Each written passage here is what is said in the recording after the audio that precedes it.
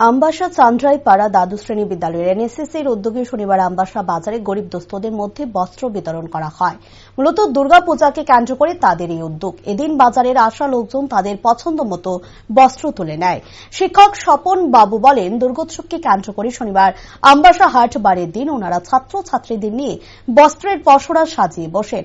আর এখান থেকে বিনামূল্যে বাজারে আসা গরিব দুস্থরা বস্ত্র তুলে নেয়।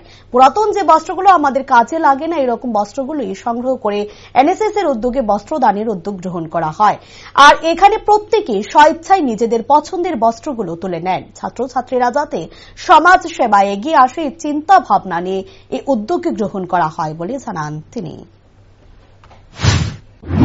ইউনিটের পক্ষ থেকে বিনামূল্যে পুরাতন বস্ত্র যেগুলি আমরা ফেলে দিই কিংবা আমরা কোনো কাজও লাগে না, এই বস্ত্রগুলি কালেকশন করে আমরা এনএসএস এর পক্ষ থেকে আমরা যারা গরিব উপজাতি ভাই বোনেরা আছে তারা যেন এইগুলি ব্যবহার করতে পারে এবং আমরা যেন তাদের কিছু বিন্দুমাত্র সাহায্য করতে পারি এবং আমাদের বাচ্চারা যেন সমাজ সেবায় এগিয়ে আসে, এই জন্য এই প্রয়াস। নমস্কার। এর জন্য কোনো টাকা লাগবে না, শুধু সংগ্রহ করলেই চলবে। নমস্কার।